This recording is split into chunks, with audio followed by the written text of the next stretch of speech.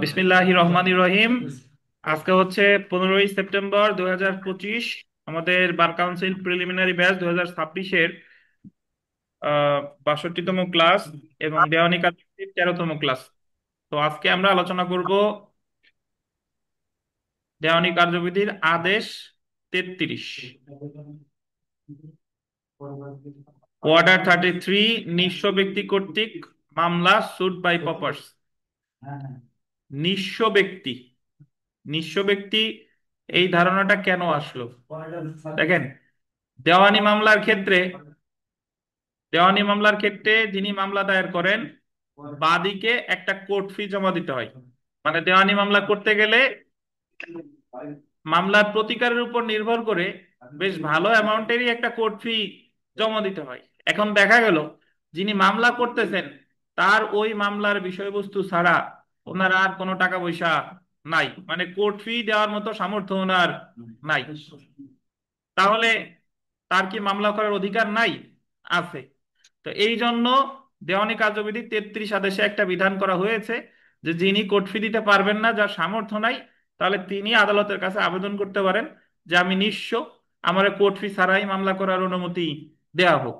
এখন আপনি তো নিঃস্ব নিজেরে নিজেরে ঘোষণা করলে হবে না, নিঃস্বের একটা সংজ্ঞা 33 আদেশে দিয়েছে, সেটা আমরা একটু পড়ি। দেখেন, দেওয়ানি কার্যবিধি 33 আদেশের বিধান অনুযায়ী নিঃস্ব ব্যক্তি মামলা দায়ের করতে পারে যে ব্যক্তি মকদ্দমা দায়ের করতে প্রয়োজনীয় কোর্ট ফি দিতে অক্ষম বা যে ক্ষেত্রে কোনো কোর্ট ফি নির্ধারণ থাকে না, সেই ক্ষেত্রে তার প্রয়োজনীয় পরিধেয় বস্ত্র এবং মামলার বিষয়বস্তু ছাড়া মামলার বিষয়বস্তু ছাড়া 5,000 টাকার বেশি সম্পত্তি না থাকলে উক্ত ব্যক্তি নিঃস্ব ব্যক্তি বলে গণ্য হবে। তাহলে ধরেন একজন ব্যক্তির একটা বাড়ির মূল্য 5 লাখ টাকা। এখন ওই বাড়িটা ওনারে বেদখল, মানে ওনারে মেরে ধরে বাড়ি থেকে বের করে দিছে। এখন উনি যদি দখল পুনরুদ্ধার মামলা করতে চান, ওনার ওই 5 লাখ টাকার বাড়ি উদ্ধারের জন্য ওনার কোর্ট ফি দেওয়া লাগবে, কিন্তু ওনার কোনো সহায় সম্পত্তি নাই। তাহলে ওনার যদি সর্বোচ্চ সম্পত্তি থাকে কত টাকা? 5,000 টাকার। তাহলে উনি একজন নিঃস্ব ব্যক্তি বলে গণ্য হবেন। নিঃস্ব ব্যক্তি হিসেবে মামলা করার অনুমতির জন্য দায়েরকৃত কোনো আবেদন আদালত প্রত্যাখ্যান করতে পারে, আন্ডারলাইন করেন, প্রত্যাখ্যান করতে পারে যদি নির্ধারিত পদ্ধতিতে আবেদনটি দাখিল না করা হয়। আপনার আবেদন প্রত্যাখ্যান করতে পারে যদি যথাযথ পদ্ধতি অবলম্বন না করে আপনি আবেদন দাখিল করেন, আবেদনকারী নিঃস্ব ব্যক্তি না হয়, যে ক্ষেত্রে তার অভিযোগ কোনো কারণ উল্লেখ করেনি।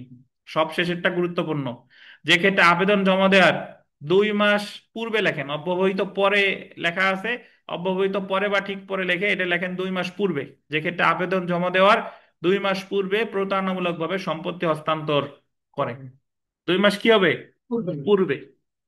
অর্থাৎ হ্যাঁ, অর্থাৎ আপনি ইচ্ছা করে নিঃস্ব ব্যক্তি হিসেবে দাবি করতেছেন, দাবি করার 2 মাস পূর্বে আপনি আপনার সম্পত্তি কি করছেন? বিক্রি করে দিছেন বা হস্তান্তর করে দিছেন। এটা ওই যে 2 মাস অব্যবহিত পরে বা ঠিক পরে, অব্যবহিত পরে বা ঠিক পরে এটা কেটে দিবেন, ভাষাটা হবে 2 মাস পূর্বে। বুঝছেন? যে ক্ষেত্রে আবেদন জমা দেওয়ার 2 মাস পূর্বে প্রতারণামূলকভাবে সম্পত্তি হস্তান্তর করে, এটা হবে ভাষা।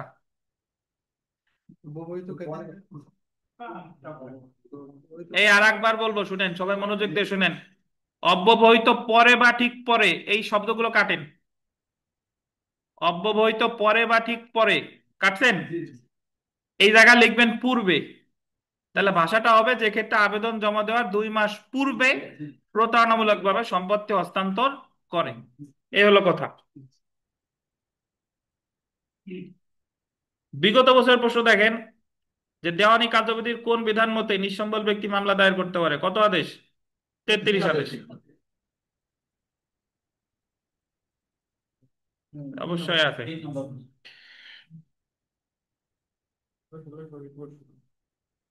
3 নম্বর প্রশ্নটা দেখেন, যে সেলফ প্র্যাকটিসের 3, দেওয়ানি কার্যবিধির ড্যাশ অনুযায়ী নিঃস্ব ব্যক্তি হিসেবে মামলা করার অনুমতির জন্য দায়েরকৃত কোনো আবেদন আদালত প্রত্যাখ্যান করতে পারে 33 আদেশের 5 বিধি।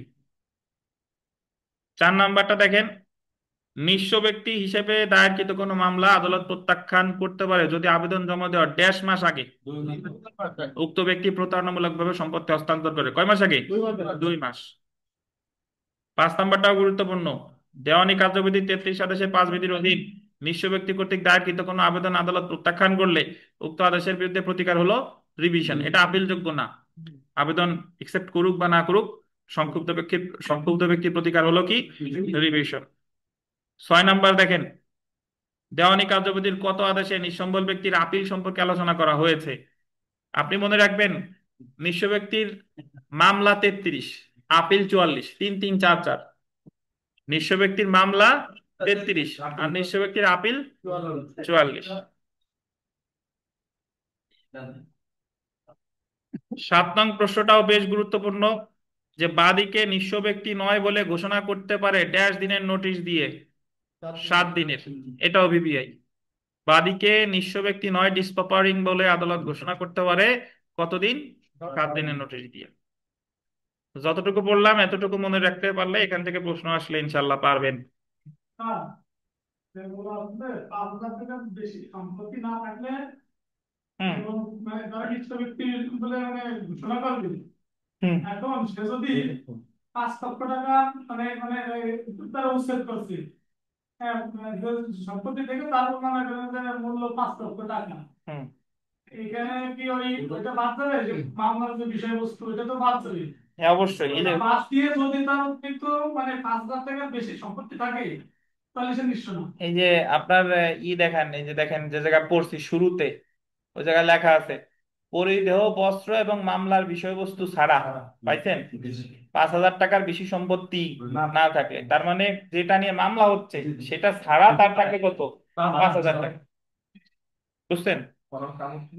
আচ্ছা, এখানে একটু লিখে রাখেন আদেশ 34। একটু লেখেন আদেশ 34।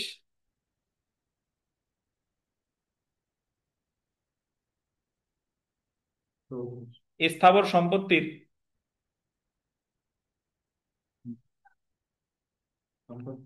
বন্ধক সংক্রান্ত মামলা।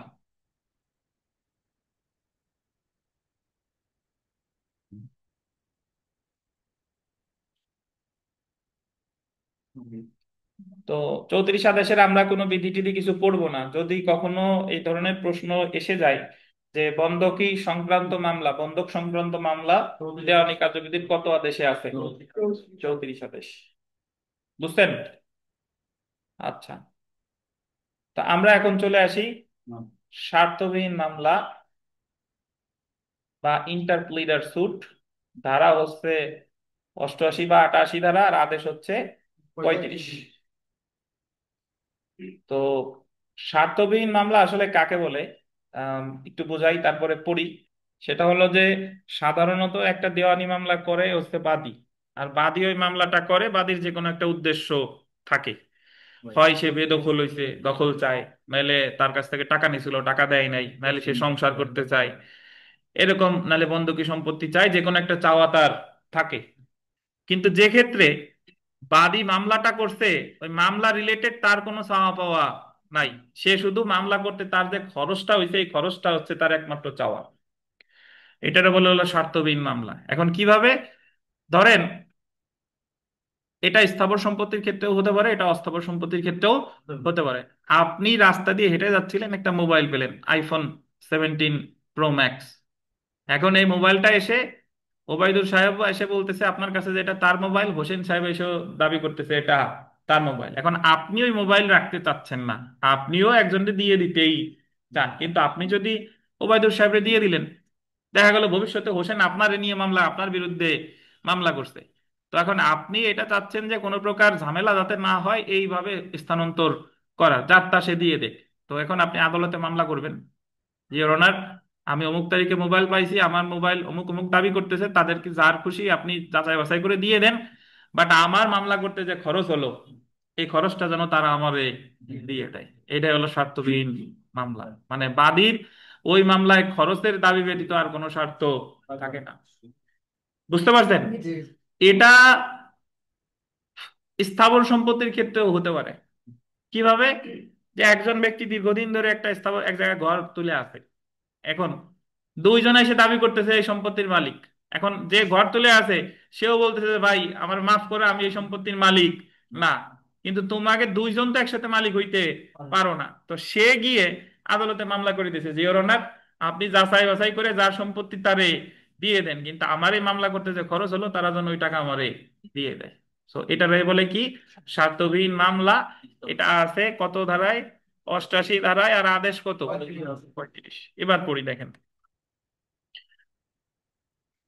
দেওয়ানি কার্যবিধির 88 ধারায় এবং 35 আদেশে স্বার্থবিহীন মামলা বা ইন্টারপ্লেটার সুট সম্পর্কে আলোচনা করা হয়েছে। গোল দিবেন, দুই বা ততোধিক ব্যক্তি অপর কোনো ব্যক্তির নিকট পাওনা টাকা বা কোনো, গোল দিবেন, স্থাবর বা অস্থাবর সম্পত্তি দাবি করে, যার নিকট তা দাবি করা হয় উক্ত সম্পত্তির উপর তার, গোল দিবেন, খরচের দাবি ব্যতীত অন্য কোনো দাবি দেওয়া না থাকে, তিনি প্রকৃত মালিকের নিকট উক্ত সম্পত্তি বা অর্থ অর্পণ করতে প্রস্তুত থাকে, তবে সেই সম্পত্তি বা অর্থ কার নিকট অর্পণ করতে হবে সেই বিষয়ে আদালতের সিদ্ধান্ত গ্রহণের জন্য এবং নিজের খরচার দাবি আদায়ের জন্য উক্তরূপ দাবিগণের সকলের বিরুদ্ধে যে মামলা দায়ের করা হয় তা হলো কি? স্বার্থবিহীন মামলা বা ইন্টারপ্লিডার সুট। তো এখানে একটা বিষয় লক্ষ্য করেন যে স্বার্থবিহীন মামলায় বিবাদী কিন্তু দুই বা ততোধিক হইতে হবে। দুইজন হতে পারে, পাঁচজন হইতে পারে, 10 জন হইতে পারে, কিন্তু বাদী সর্বনিম্ন কয়জন? একজন। পরীক্ষায় প্রশ্ন আসতে পারে যে কোন ধরনের মামলায় সর্বনিম্ন দুইজন বিবাদী থাকাই লাগবে? স্বার্থবিহীন। তো উদাহরণ দেখেন, এ একটি সম্পত্তির দখলে আছে, সি এবং ডি উক্ত সম্পত্তির দখল দাবি করে, উক্ত সম্পত্তিতে এ কোনো স্বার্থ দাবি করে না, কিন্তু সে উক্ত সম্পত্তির দখল প্রকৃত মালিককে অর্পণ করতে চায়, অন্তঃস্থ চায়, সে দিতে চায়। এ স্বার্থবিহীন মামলা বা ইন্টারপ্রিটার সুট দায়ের করতে পারে। তো এখন আমরা দেখি যে স্বার্থবিহীন মামলার আর্জিতে যে সকল বিষয় উল্লেখ করতে হবে। মামলার বিষয়বস্তুতে গোল দিবেন, বাদীর খরচার দাবি ব্যতীত অপর কোনো স্বার্থ নিহিত নাই। বাদীর একটাই দাবি, সেই দাবি কত? খরচা। বিবাদীগণ পৃথক পৃথক ভাবে তাদের দাবি উল্লেখ করেছে, মানে হলো দুইজন আলাদা আলাদা এসে দাবি করছে, তারা দুজন যদি একসাথে এসে বলে যে এই সম্পত্তির মালিক আমরা, তাহলে কিন্তু আবার আপনি স্বার্থবিহীন মামলা, তাহলে তো বিবাদী একজনই হয়ে যাচ্ছে, মানে এক পক্ষ। বাদী এবং বিবাদীর মধ্যে কোনো ষড়যন্ত্র নাই। তো জেনে রাখা ভালো। দেখেন, স্বার্থবিহীন মামলার বিষয়বস্তুতে বাদী কোনো স্বার্থ দাবি করে না, বাদী শুধুমাত্র খরচার দাবি করতে পারে। এজেন্ট এর প্রিন্সিপালের বিরুদ্ধে, এটা বিবিআই দেখেন আন্ডারলাইন করেন, এজেন্ট এর প্রিন্সিপালের বিরুদ্ধে, প্রজা তার ভূমি মালিকের বিরুদ্ধে স্বার্থবিহীন মামলা করতে পারে না। যে বর্গা নিছে, যে প্রজা, সে এখন তার কাছে যখন ভূমি মালিক বলতেছে যে আমার জমি আমি ফেরত দাও, তখন সে আবার স্বার্থবিহীন মামলা করতে পারবে না। এটা আমরা সামনে যখন পড়বো, এটা সরকার যোজনিত বাধা হয়ে যাবে, প্রিন্সিপাল অফ এস্টোপেল সামনে। মানে একবার যা আমি স্বীকার করছি প্রথমে, যখন আমি বর্গা করি তখন তো তার মালিক হিসেবেই আমি জমিটা নিছি, পরে আর এটা অস্বীকার করতে পারবো না। স্বার্থবিহীন মামলায় সর্বনিম্ন দুইজন বিবাদী থাকতে হবে। মাহবুব সাহেব, জি স্যার। স্বার্থবিহীন মামলায় সর্বোচ্চ কয়জন বিবাদী থাকতে পারে? সর্বনিম্ন দুইজন স্যার। সর্বোচ্চ কয়জন? সর্বোচ্চ স্যার যত আছে পৃথিবীতে। সর্বোচ্চ যত আছে পৃথিবীতে, জি। দরকারি মঙ্গল গ্রহে যারা আছে তাদেরকেও নিয়ে আসবো। আচ্ছা, বিগত বছরের প্রশ্ন দেখেন, the code of civil procedure 1908 এর ড্যাশ ধারায় ইন্টারপ্লিটার সুট এর বিধান আছে কত ধারায়? আর আদেশ কত? 35 আদেশ। 3 নং প্রশ্নটা দেখেন, এটা গুরুত্বপূর্ণ। নিম্নলিখিত কোন ব্যক্তি স্বার্থবিহীন মামলা দায়ের করতে পারে না? আম, এজেন্ট তার মালিকের বিরুদ্ধে, প্রজা তার জমির মালিকের বিরুদ্ধে, নাকি? স্বার্থবিহীন মামলা আপনারা বুঝছেন কিনা? আয়সা বলেন তো, স্বার্থবিহীন মামলা কারে বলে?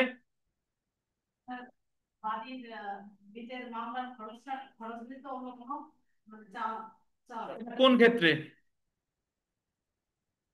তার একটা উদাহরণ দেন। যে ক্ষেত্রে বাদীর কাছে স্থাবর অস্থাবর সম্পত্তি এসে দুই বা ততোধিক ব্যক্তি দাবি করতেছে যে এই সম্পত্তির মালিক তারা, তো সেই ক্ষেত্রে বাদীকে আদালতে মামলা করে দিবে যে কে মালিক, এটা আদালত খুঁজে বের করুক, আমার এই দায় দায়িত্বের দরকার নাই, আমার মামলা করতে যে খরচ হলো এই খরচ যেন তারা দিয়ে দেয়।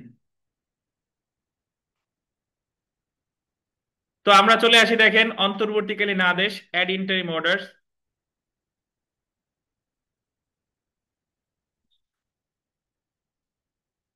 অন্তর্বর্তী কথাটির অর্থ কি? অন্তর্বর্তী কথাটির অর্থ হলো যে যেটা পার্মানেন্ট না, অস্থায়ী। জি। বর্তমানে বাংলাদেশে কোন সরকার আছে? এই ইন্টারিম গভর্নমেন্ট বলে না, তো এটাও অন্তর্বর্তীকালীন আহ, সরকার।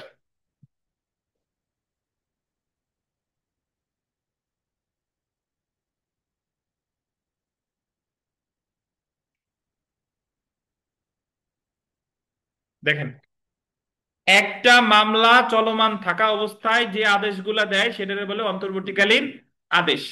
ধরেন মামলা চলাকালীন থাকা অবস্থায় এই অস্থায়ী নিষেধাজ্ঞার আদেশ দিছে, এটা একটা অন্তর্বর্তীকালীন আদেশ। মামলা চলমান থাকা অবস্থায় কমিশন নিয়োগের আদেশ দিছে, এটা একটা অন্তর্বর্তীকালীন আদেশ, কারণ কমিশন নিয়োগের আদেশ আজীবন বলবৎ থাকবে না।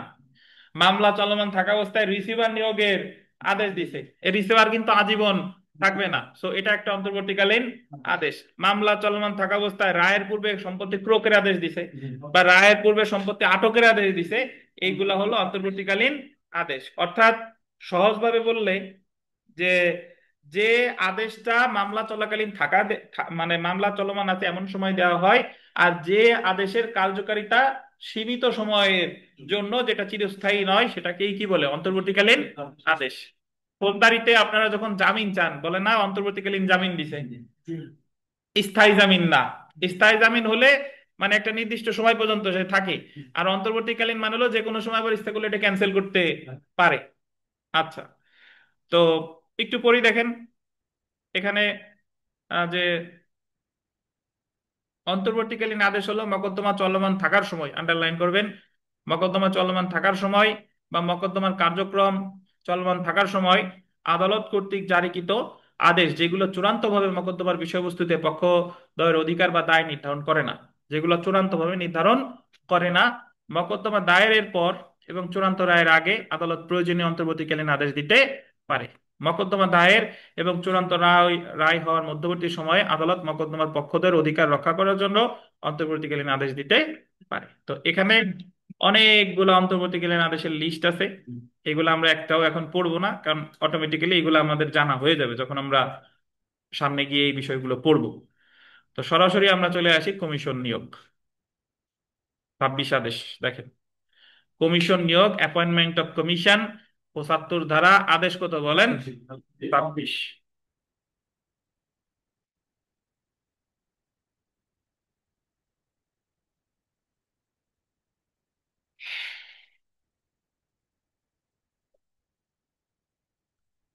দেওয়ানি মামলায় খুবই গুরুত্বপূর্ণ একটা বিষয় হলো কমিশন। কমিশন আসলে কাকে বলে এটা আমাদের আগে বোঝা দরকার।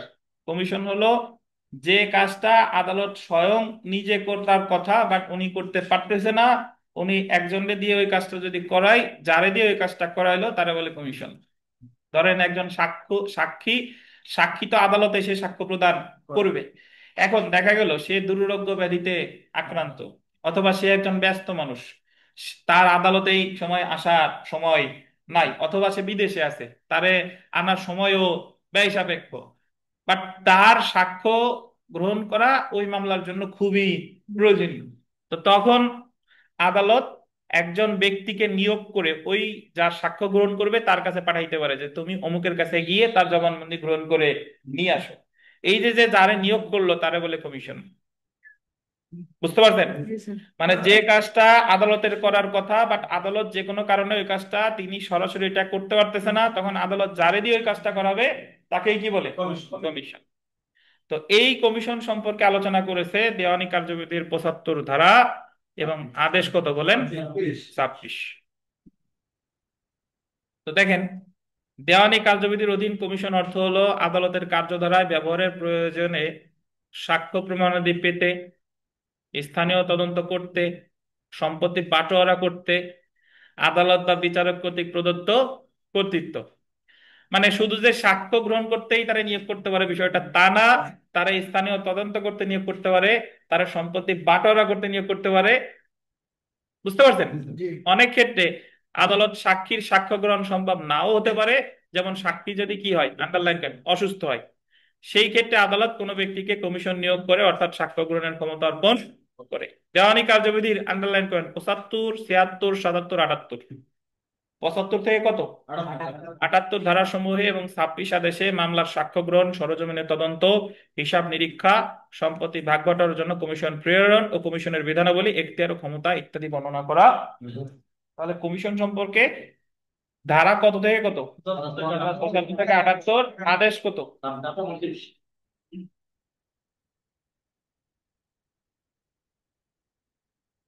এই শব্দ কিসের, কি চকলেট খান নাকি? দেখেন, ধারা 75, আদালত যে সকল ক্ষেত্রে কমিশন ইস্যু করতে পারে। তো দেওয়ানি কার্যবিধির 75 ধারা অনুযায়ী আদালত নিম্নলিখিত গোল দিবেন 4টি ক্ষেত্রে কমিশন ইস্যু করতে পারে। পরীক্ষায় প্রশ্ন আসবে যে 75 ধারায় কয়টা ক্ষেত্রে কমিশন ইস্যু করতে পারে? 4টা।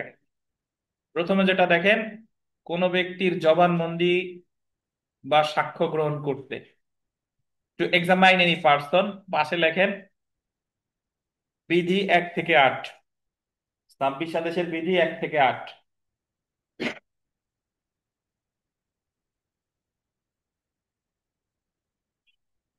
কোন ব্যক্তির জবানবন্দি গ্রহণ বা সাক্ষ্য গ্রহণ করতে যে কমিশন ইস্যু করবে, এটা 26 আদেশের কত থেকে কত? 1 থেকে 8 বিধি। স্থানীয় বা সরেজমিনের তদন্ত অনুষ্ঠানের জন্য, to make a local investigation, লেখেন 26 আদেশের 9 বিধি পাশে। স্থানীয় বা সরেজমিনের তদন্তের জন্য, এটা 26 আদেশের কত বিধি? 9 বিধি। হিসাব পরীক্ষা ও সমন্বয় করতে, to examine and adjust accounts, পাশে লেখেন 26 আদেশের 11 বিধি। 26 আদেশের, এই নির্মল আপনি অনলাইনে কেন? আজকে তো আপনার আসার কথা, রওনা দেন। হিসাব পরীক্ষা ও সমন্বয় করতে, to examine and adjust accounts, 26 আদেশের কত? 11 বিধি। সম্পত্তি বাটোয়ারা করার জন্য, টু মেক এ পার্টিশন, সম্পত্তি বাটোয়ারা করার জন্য 26 আদেশের কত কত বিধি? 13 ও 14। একটু লিখে রাখেন, 26 আদেশের 13 ও 14।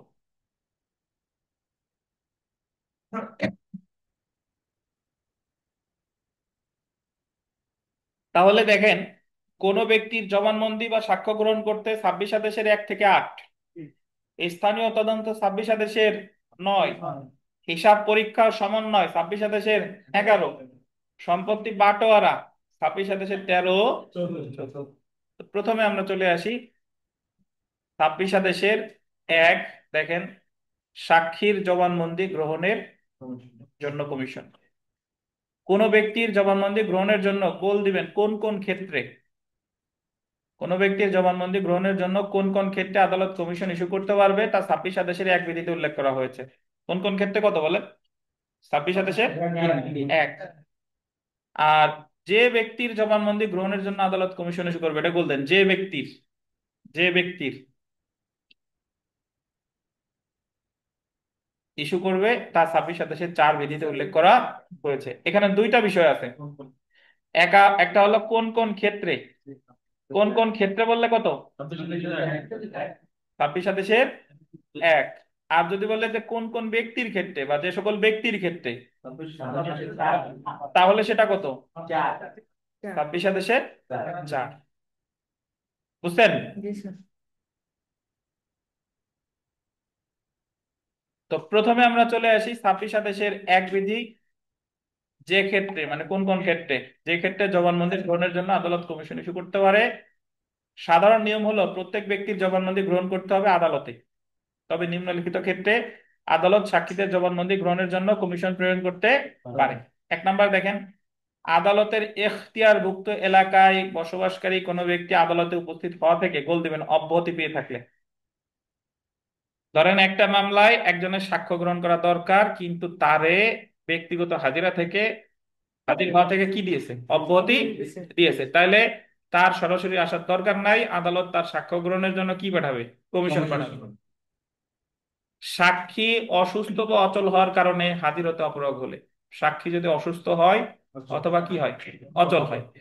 তো কোন কোন ক্ষেত্র বললে, প্রথমটা হচ্ছে যারে হাজির হতে অব্যাহতি দিছে সে, আর সাক্ষী কি কি হলে? অসুস্থ বা অচল হলে। বুঝছেন? আমরা চলে আসি বিধি 4, যার জবানবন্দি গ্রহণের জন্য কমিশন ইস্যু করতে পারে, মানে কোন কোন ব্যক্তির ক্ষেত্রে। কোন কোন ক্ষেত্র বললে 1 বিধি, আর কোন কোন ক্ষেত্রে বললে, মানে কোন কোন ক্ষেত্রে বললে 1, আর কোন কোন ব্যক্তির কথা বললে 4। আদালত সাক্ষীর জবানবন্দি গ্রহণের জন্য কমিশন ইস্যু করতে পারে যদি উক্ত ব্যক্তি আদালতের স্থানীয় এখতিয়ারের সীমার বাইরে বসবাস করে।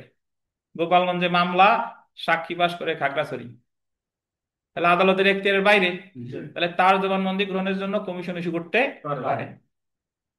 যদি উক্ত ব্যক্তি যে তারিখে তার জবানবন্দি গ্রহণ করা হবে তার পূর্বে সে আদালতের স্থানীয় এখতিয়ারভুক্ত এলাকা ত্যাগের উপক্রম করলে। এটার অর্থ হলো, ধরেন ডিসি সাহেব একটা মামলার সাক্ষী, এখন ওই মামলায় যেদিন তার জবানবন্দি গ্রহণ করবে তার আগেই তিনি বদলি হয়ে চলে যাচ্ছে, তাহলে এই ক্ষেত্রেও কমিশন ইস্যু করতে পারে। আদালতের মতে প্রজাতন্ত্রের চাকুরিতে কর্মরত, প্রজাতন্ত্রের মানে চাকুরিতে কর্মরত মানে হলো সে সরকারি কর্মকর্তা, কোনো ব্যক্তি যে জনসেবার ক্ষতি ব্যতীত উপস্থিত হতে পারবে না, সেরূপ ব্যক্তিদের জবানবন্দি গ্রহণের জন্য আদালত কমিশন ইস্যু করতে পারে। এসপি, ডিসি বা অন্যান্য যারা আছে সরকারি কর্মকর্তা, দেখা গেল যে তারা যদি সাক্ষ্য দিতে আসে তাহলে ওই মুহূর্তে প্রজাতন্ত্রের ক্ষতি হয়ে যায়, জনসেবার ক্ষতি হয়ে যায়, তাহলে সেই ক্ষেত্রে তাদের আসার দরকার নাই, তাদের জবানবন্দি গ্রহণের জন্য কি পাঠাবে, কমিশন পাঠাবে। তো এখানে যে বিষয়টা মনে রাখবেন, কোন কোন ক্ষেত্রে 26 আদেশের 1, কোন কোন ব্যক্তির ক্ষেত্রে 26 আদেশের 4, কোন কোন ক্ষেত্রে বললে যারা অব্যাহতি দিছে সে আর অসুস্থ বা অচল হলে, আর কোন কোন ব্যক্তির ক্ষেত্রে বললে বাদ বাকি অন্য সবগুলো। বুঝতেন? আদালতে সীমানার বাইরে বাস করে বা এখতিয়ার ত্যাগের উপক্রম করলে বা সরকারি কর্মকর্তা হলে এগুলো হলো 26 আদেশের 4। তো বিগত বছরের প্রশ্ন দেখেন, একবার পরীক্ষায় প্রশ্ন এসেছিল দশম বিজিএস পরীক্ষায়, person for whose examination. Person মানে কি? পার্সন মানে ব্যক্তিদের, ফর হুজ যাদের পরীক্ষা করার জন্য কমিশন ইস্যু করতে পারে, ব্যক্তিদের, কোন কোন ব্যক্তিদের? 26 আদেশের কত? 4। বুঝছেন?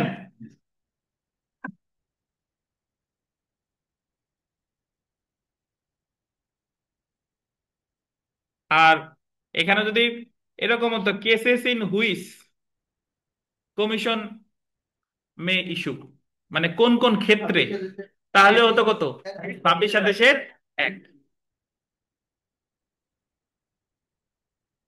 তো এরপরে আমরা চলে আসি, দেখেন 26 আদেশের 9, স্থানীয় বা সরেজমিনে তদন্তের জন্য commission, commission to local investigation. তো এটা আমরা পড়বো, তার আগে এখানে কিছু লেখা আছে, লেখাগুলো একটু লেখেন, তারপরে আমি এটা পড়বো। দেখেন, প্রথমে দেখেন যে লোকাল ইনভেস্টিগেশন, একটু লেখেন লোকাল ইনভেস্টিগেশন। হ্যাঁ লেখেন, এক জায়গায় একটু লেখেন লোকাল ইনভেস্টিগেশন।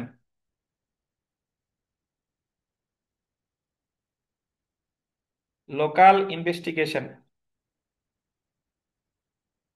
ব্র্যাকেটে লেখেন 26 আদেশের 9 বিধি।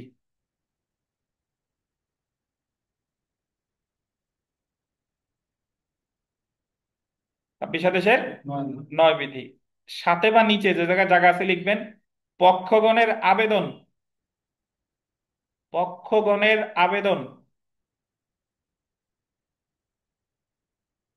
প্লাস, প্লাস মানে যোগ চিহ্ন দিবেন আর কি, প্লাস আদালত স্বপ্রণোদিত।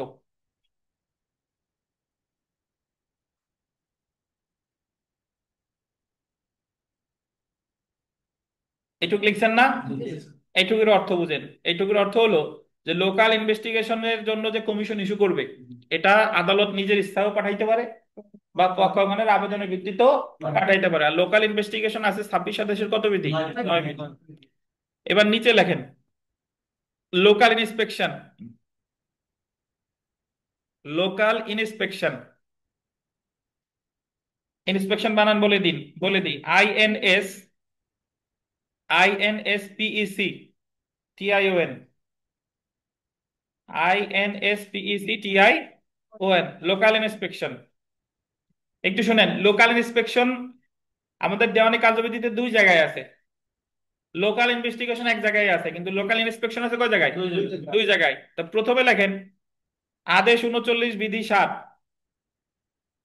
আদেশ 39 বিধি 7। নিচে লেখেন শুধুমাত্র পক্ষগণের আবেদন ক্রমে, শুধুমাত্র পক্ষগণের আবেদন ক্রমে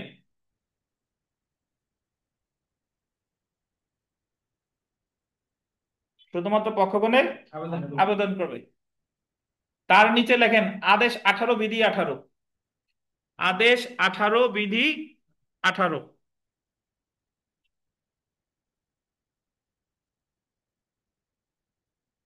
শুধুমাত্র আদালত স্বপ্রণোদিত হয়ে।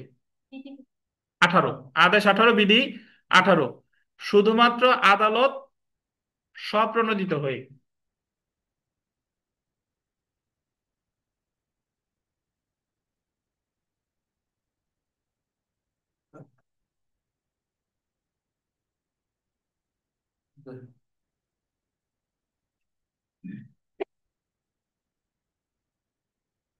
তাহলে আমি একটু ব্যাখ্যা দিই যে লোকাল ইনভেস্টিগেশন আমাদের দেওয়ানি কার্যবিধিতে এক জায়গায় আছে, 26 আদেশের নয়। এটা আদালত স্বপ্রণোদিত হয়েও 26 আদেশের নয়, পক্ষরা আবেদন করলেও 26 আদেশের নয়। আর লোকাল ইনভেস্টিগেশন, ইনভেস্টিগেশন শব্দের অর্থ কি? তদন্ত।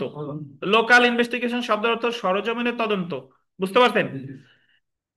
আর বা স্থানীয় তদন্ত, মানে তদন্ত কথাটা সরজমিনে বা স্থানীয় তদন্ত। আর লোকাল ইন্সপেকশন যেটা, এটাকে বলে সরজমিনে পরিদর্শন। ইন্সপেকশন শব্দের অর্থ পরিদর্শন বা স্থানীয় পরিদর্শন। এটা দেওয়ানি কার্যবিধিতে দুই জায়গায় আছে, একটা হলো 39 আদেশের 7, আর একটা হলো 18 আদেশের 18। তো যদি আদালত স্বপ্রণোদিত হয়ে স্থানীয় পরিদর্শন করতে চায় সেটা হলো 18 আদেশের 18। আর কারো আবেদনের ভিত্তিতেও করতে পারে, সেটা কত? 39 আদেশের 7। দেখবেন।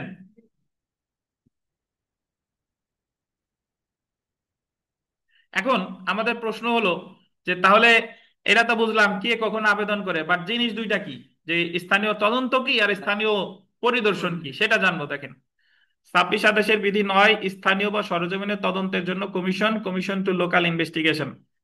দেওয়ানি কার্যবিধির 26 আদেশের 9 বিধির অধীন আদালত সরজমিনে তদন্তের জন্য কমিশন ইস্যু করতে পারে। নিম্নলিখিত কারণে আদালত সরজমিনে তদন্তের জন্য কমিশন ইস্যু করতে পারে। প্রথমে যেটা দেখেন যে মামলার বিরোধীয় কোনো বিষয় ব্যাখ্যা করার জন্য।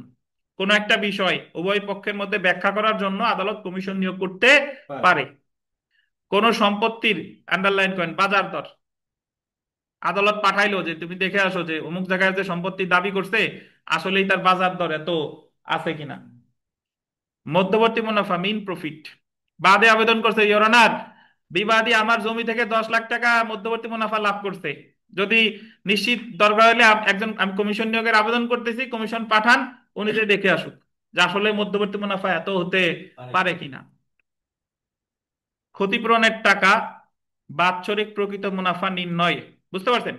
তাহলে তাহলে এই সকল ক্ষেত্রে স্থানীয় তদন্তের আবেদন করা যায়। কি কি? বিরোধীয় বিষয় ব্যাখ্যা, স্থাবর সম্পত্তির বাজার দর, মধ্যবর্তী মুনাফা, ক্ষতিপূরণের টাকা, বাৎসরিক প্রকৃত মুনাফা নির্ণয়। এগুলার ক্ষেত্রে কি কি ইস্যু করবে? কমিশন ইস্যু করবে স্থানীয় তদন্তের জন্য, বুঝতে পেরেছেন? তারপরে দেখেন আদালত কর্তৃক নির্ধারিত অনধিক 3 মাসের মধ্যে স্থানীয় তদন্তের প্রতিবেদন জমা দিবে। এই যে যে স্থানীয় তদন্ত যারে কমিশন নিয়োগ করলো তারে সে রিপোর্ট জমা দিবে কতদিনের মধ্যে? 3 মাস। এখন অনেকের মনে আবার সুপ্ত প্রশ্ন থাকতে পারে, জিজ্ঞেস করতেছেন না যে কমিশন তাহলে হবে কে? ধরেন একজন উকিল সাহেবের কমিশন নিয়োগ করে পাঠাইছে, যে ওই মামলার বাদীও না বিবাদীও না, এরকম কাউরে পাঠাইলো, বুঝতে পারছেন? তাহলে যারে কমিশন নিয়োগ করে পাঠালো সে এটার তদন্ত প্রতিবেদন জমা দিবে কতদিনের মধ্যে? 3 মাস। এটা গুরুত্বপূর্ণ, 3 মাস। এবং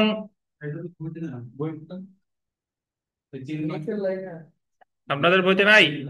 আচ্ছা, না থাকে অবশ্যই তো থাকার কথা আছে, দেখেন।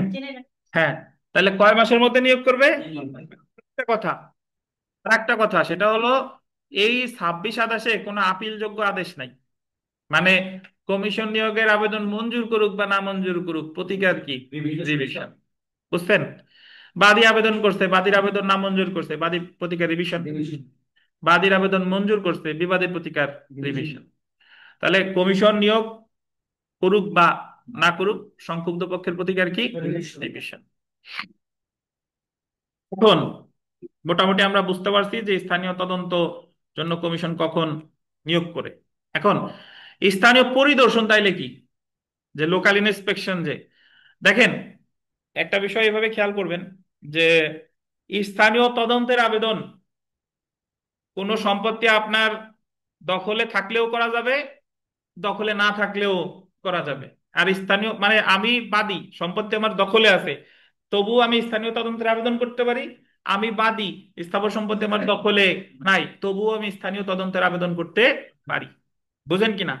আর স্থানীয় তদন্ত 26 27-9 একটা নির্দিষ্ট ক্ষেত্রগুলো আছে, ওই যে বিরোধী বিষয় ব্যাখ্যা করা, তারপরে প্রকৃত মুনাফা, ক্ষতিপূরণ, মধ্যবর্তী মুনাফা, বাজার দর, এগুলার বাইরে গেলে আর স্থানীয় তদন্তের জন্য কমিশন ইস্যু করবে না। বুঝেন কিনা? কিন্তু এই গ্রাউন্ড গুলা ছাড়া, এই ক্ষেত্রগুলা ছাড়া যদি অন্য কোনো ক্ষেত্রে কমিশন নিয়োগের দরকার হয়, তাহলে আবেদন করতে হবে স্থানীয় পরিদর্শনের। স্থানীয় পরিদর্শনের কিভাবে? যে যে ক্ষেত্রে স্থানীয় পরিদর্শনের ক্ষেত্রে আপনি যেটা পরিদর্শন করাইতে চাইতেছেন ওই সম্পত্তিটা আপনার দখলে নাই, আপনার যদি দখলে থাকে তাহলে আপনি স্থানীয় পরিদর্শনের আবেদন করতে পারবেন না। ধরেন বাদী আবেদন করতেছে যে ওনার দেখেন বিবাদী আমার জমি দখলই করে নাই, দখল করে আমার জমিটি দেওয়া হলো, দিচ্ছে, তাহলে এই জায়গা কি বাদীর দখলে আছে? নাই, তাহলে বাদী স্থানীয় পরিদর্শনে আবেদন করতে পারে।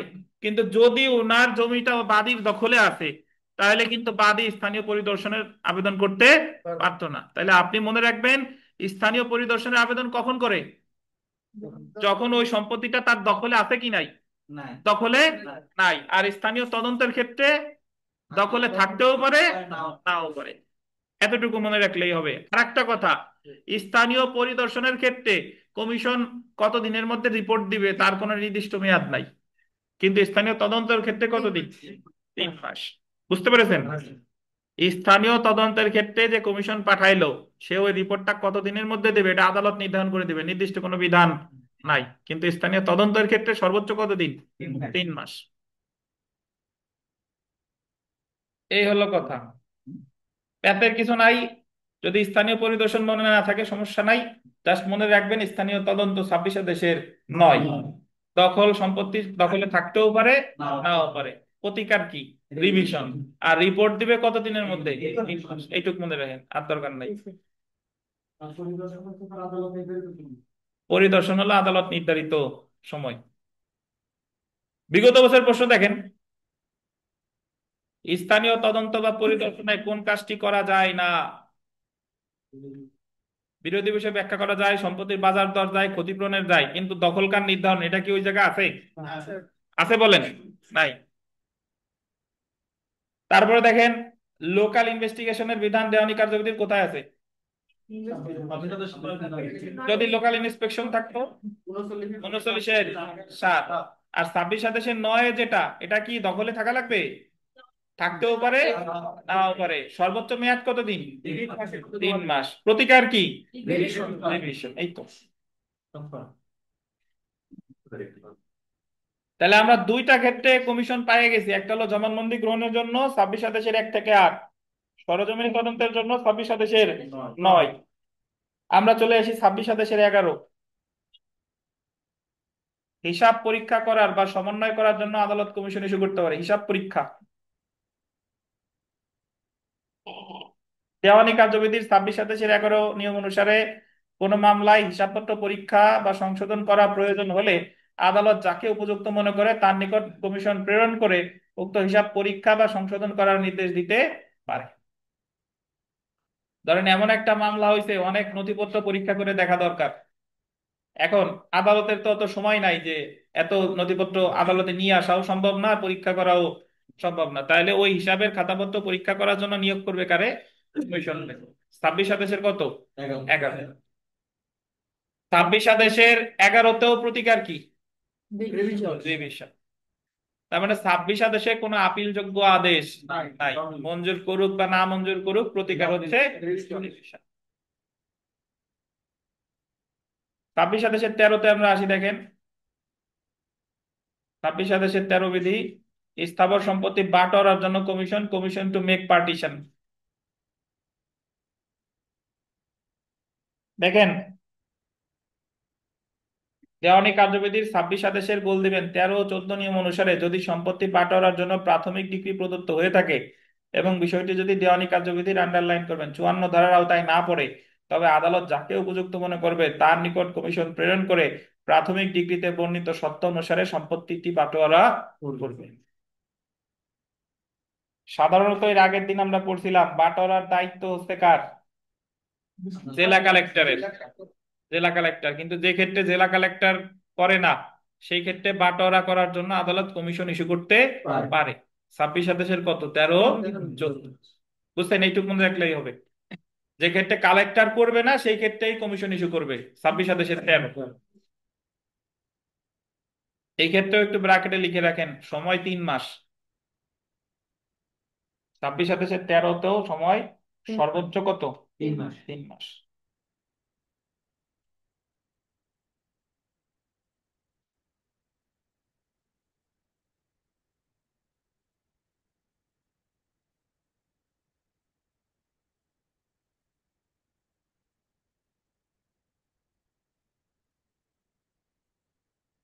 তাহলে এখানে দেখেন, আহ জবানবন্দি গ্রহণ 26/1 থেকে 8, স্থানীয় তদন্ত 26/9, হিসাবের খাতাপত্র পরীক্ষা 26/11, সম্পত্তি বাটোয়ারা 26/13। এর মধ্যে স্থানীয় তদন্ত সময় কতদিন? 3 মাস। বাটোয়ারার সময় কতদিন? 3 মাস। এই লাইটটা অন করে দেন।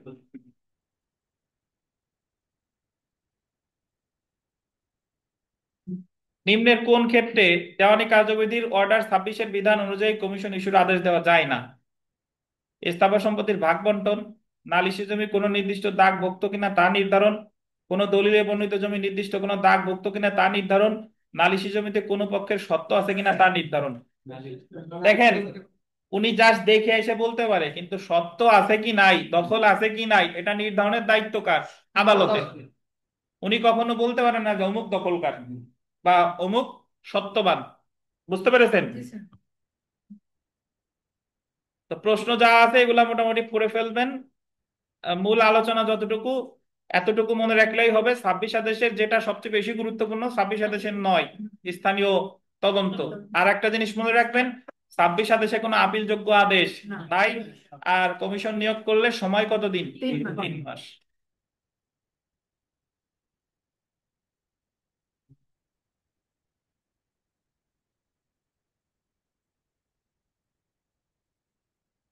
চোদ্দ নম্বর প্রশ্ন দেখেন, এটা একটু পড়ি, যে বাংলাদেশের বাইরে বসবাসরত কোনো ব্যক্তিকে সাক্ষ্য দেওয়ার জন্য আদালত কমিশন বা অনুরোধ পত্র দিবে 26 আদেশের 5 বিধি।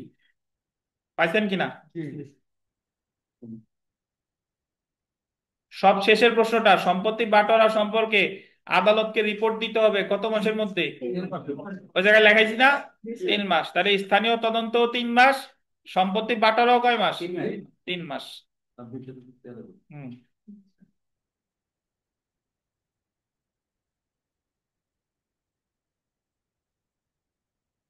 কোনো প্রশ্ন থাকলে করেন, অনলাইন অফলাইন, আপনাদের কোনো প্রশ্ন থাকলে করতে পারেন। তাহলে কমিশন নিয়োগ একটা কি আদেশ? অন্তর্বর্তীকালীন আদেশ। কমিশনকে আজীবনের জন্য নিয়োগপ্রাপ্ত হবে না।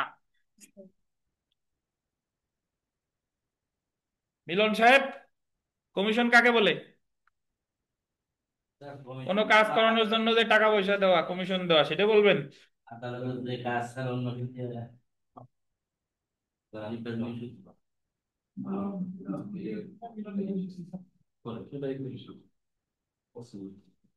আমরা তো কমিশন শব্দের অর্থেও কলুষিত করে ফেলছি। বুঝতে পারছেন? ধরে কমিশন দিয়ে কাজ করাই নিবানি, এই সেই কমিশন না কিন্তু। এই কমিশন হলো আদালত যে কাজটা পারতেছে না সেটা আর একজনের পাঠাইছে, ধরেন আদালতের এক ধরনের প্রতিনিধি, তো তারে বলতেছে কমিশন। আচ্ছা, আমরা চলে আসি পরেরটায়। দেখেন, রায়ের পূর্বে গ্রেফতার এবং ক্রোক, খুবই গুরুত্বপূর্ণ বিষয়। রায়ের পূর্বে গ্রেফতার এবং ক্রোক, arrest and attach before judgement, আদেশ কত? 38। তো এখানে এই যে যে রায়ের পূর্বে গ্রেফতার আর রায়ের পূর্বে ক্রোক, রায়ের পূর্বে গ্রেফতারের নিচে লেখেন ধারা 94 ব্র্যাকেটে ক, আর ক্রোকের নিচে লেখেন ধারা 94 ব্র্যাকেটে খ। রায়ের উপরে আছে না যে রায়ের পূর্বে গ্রেফতার, এর নিচে লেখেন ধারা 94 ব্র্যাকেটে ক। পাইছেন? আর ক্রোকের নিচে লেখেন ধারা 94 ব্র্যাকেটে খ।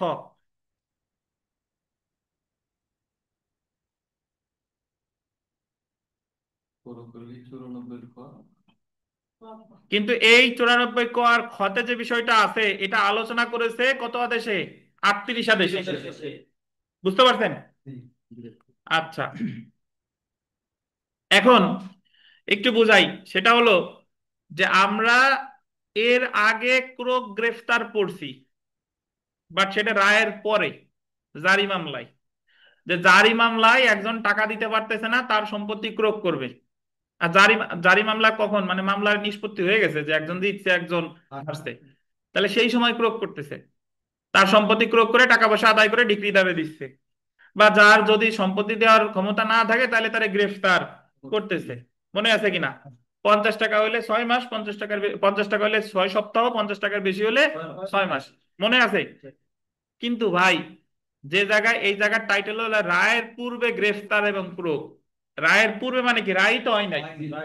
তাহলে কে জিতছে কে হারবে তা তো এখনো নির্ধারিত, এই মামলায় তো ডিক্রি হয় নাই। তাহলে কেন গ্রেফতার করা লাগতেছে, কেন প্রয়োগ করা লাগতেছে, এ হচ্ছে কথা। তো কেন গ্রেফতার করা লাগতেছে বা কেন প্রয়োগ করা লাগতেছে, এটার উত্তর হলো যে যখন ধরেন বাদী মামলা করছে, মামলা করার পরে বাদী ধরেন 5 লক্ষ টাকা পাবে, অর্থের মামলা করছে। এখন বিবাদী তো ওই মামলায় বুঝতেছে যে সে হেরে যাবে, হেরে গেলে তো তার 5 কাঠা জমি আছে, জানে যে জারি মামলা করে তো এই 5 কাঠা ক্রোক করে সম্পত্তি 5 লাখ আদায় করবে। তো বিবাদী করছে কি, যে হারবো তো আমি নিশ্চিত, কিন্তু মামলা চলমান থাকা অবস্থায় জমি দেবো বিক্রি করিয়া, যাতে হারলে আমার এই জমি ক্রোক করা না লাগে। বুঝতে পারছেন? তখন বাদী আদালতে এসে কখনো আবেদন করবে রায়ের পূর্বে আটকের, কখনো আবেদন করবে বিবাদীকে রায়ের পূর্বে সম্পত্তি ক্রোকের। বুঝতে পারছেন? যাতে এইটা সে বেচতে না পারে, বা তাকে আগে থেকে কি করা হোক, আটক রাখা হোক। তো এই এই আদেশটা কিন্তু চূড়ান্ত না, জাস্ট বাদী আবেদন করছে যে বিবাদী যাতে এই ধরনের কোনো ঘটনা না ঘটাইতে পারে। বুঝতে পারছেন? তাহলে যদি আপনাকে বলে যে রায়ের পূর্বে আটক বা গ্রেফতার 38 আদেশ, যদি বলে রায়ের পরে গ্রেফতার বা আটক 21 আদেশ, জারি মামলা। রায়ের পরে মানেই তো জারি, আর রায়ের পূর্বে মানে কত? 38। বুঝতে পারছেন? তাহলে পরীক্ষা আগে দেখেন যে রায়ের পূর্বে লেখছে নাকি পরে লেখছে। পূর্বে বললে কত? 38। আর পরে বললে 21। আচ্ছা, এখন আমরা বিস্তারিত করব যে কখন আসলে আটক করবে আর কখন আসলে ক্রোক করবে।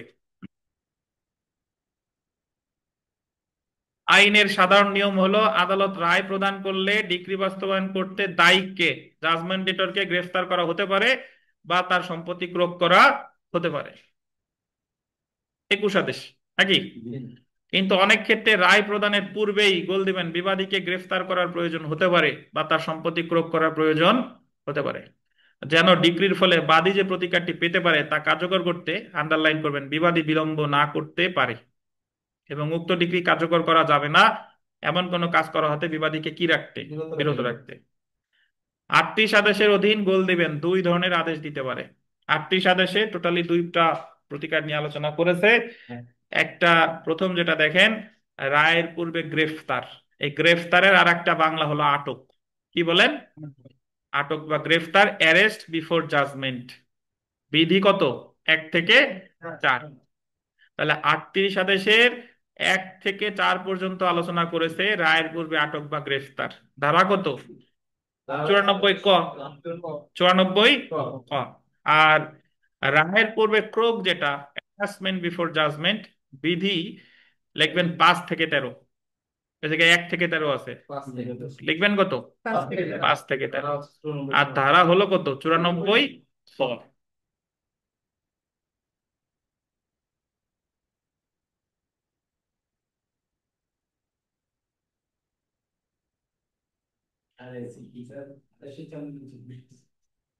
জি।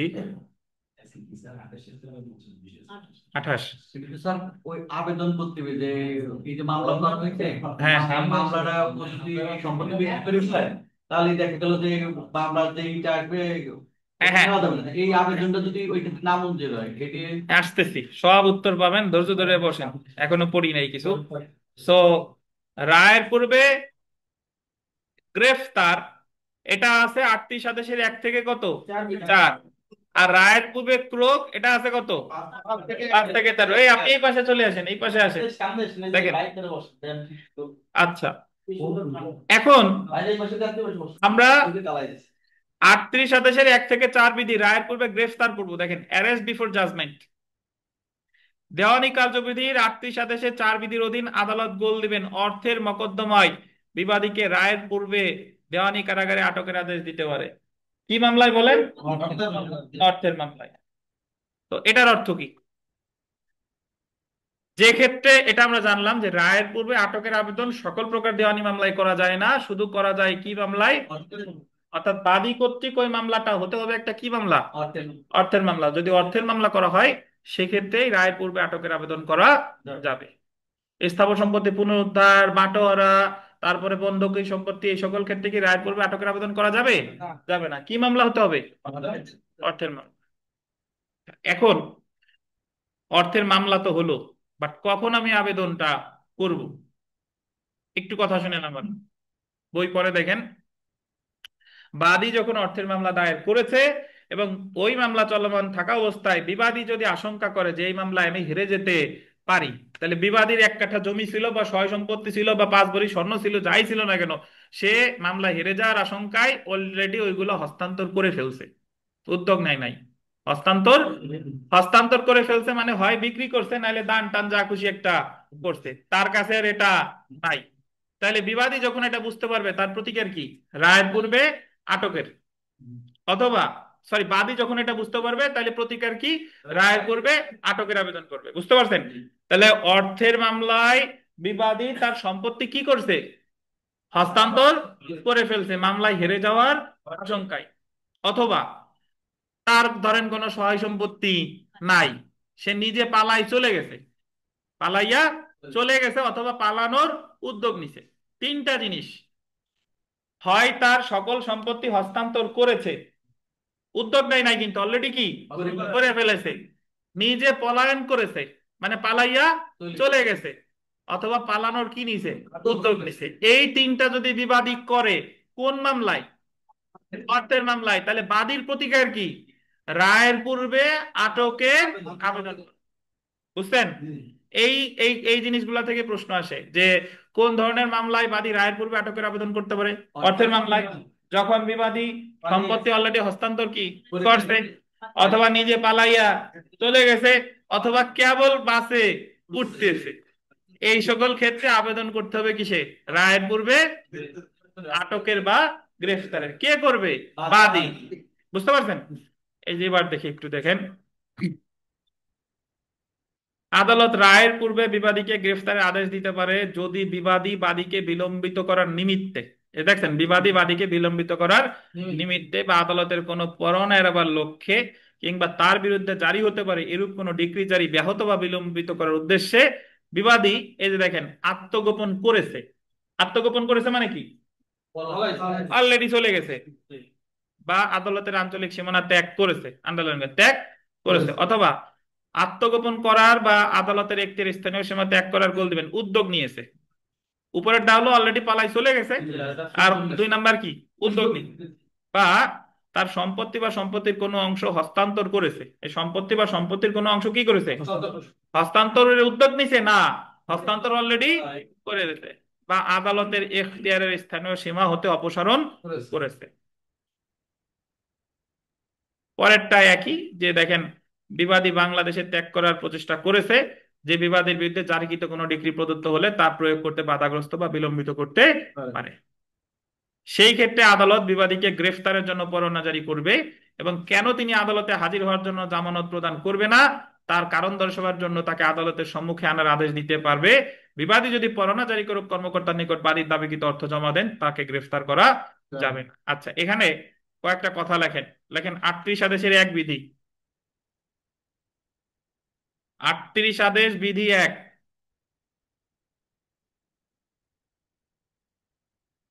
কারণ দর্শানো নোটিশ। কারণ দর্শানো নোটিশ। বিধি 2 দিয়ে লেখেন। বিধি 2, কারণ দর্শাতে ব্যর্থ হলে জামানত দিতে বলবে। কারণ দর্শাতে ব্যর্থ হলে জামানত দিতে বলবে। লিখছেন? তাহলে কারণ দর্শানো নোটিশ কত বিধি? 1 বিধি। কারণ দর্শাতে ব্যর্থ হলে জামানত দিতে বলবে কত বিধি? 2 বিধি। বিধি 3 লেখেন। বিধি 3, জামিনদারের অব্যাহতি।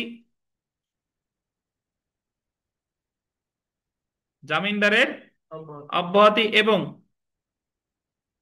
নতুন বন্ড বা জামানত সম্পাদন। এবং নতুন বন্ড বা জামানত সম্পাদন।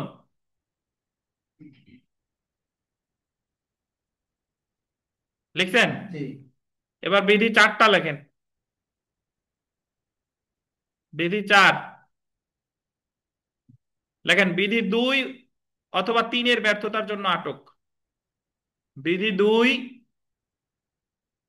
অথবা 3-এর ব্যর্থতার জন্য আটক। বিধি 2 অথবা 3-এর ব্যর্থতার জন্য আটক। আটকের আর একটা বাংলা কি? গ্রেফতার।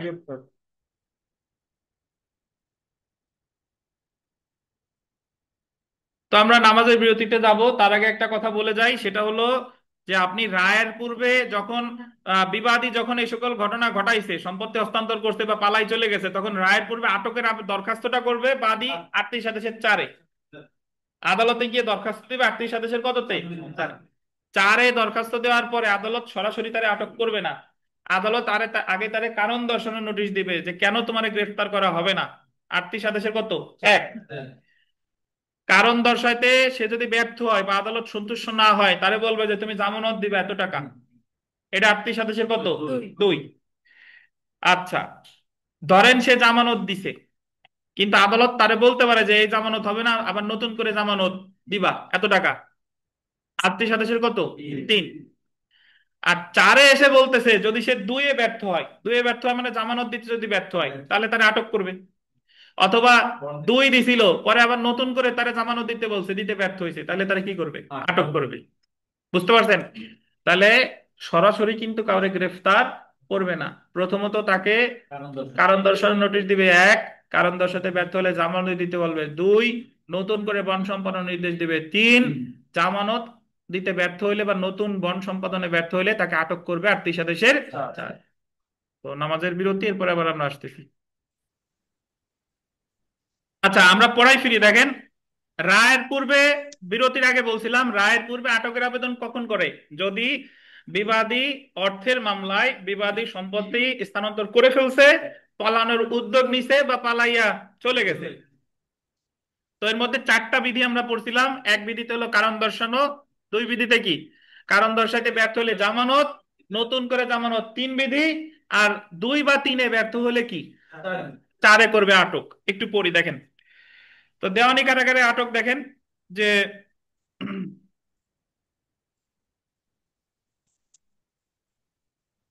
আচ্ছা, এই যে আর একজন আবার আর একটা মনে করাই দিছে, আমাদের কানুন সাহেব একজন মনে করাই দিছে। আমার এক অনলাইনের স্টুডেন্ট, উনি আমার কাছে পড়ছে, পড়ার পরে ওই যখন অনলাইনে লিখিত পাশ করার পর, মানে লিখিত তো পাশ করে নাই, প্রিলি পাশ করার পর উনি ওই জায়গার কোচিং এ যায় বলছে যে আমি অমুক কোচিং এ পড়ে পাশ করছি, কিন্তু পড়ছে কিন্তু আমার কাছে।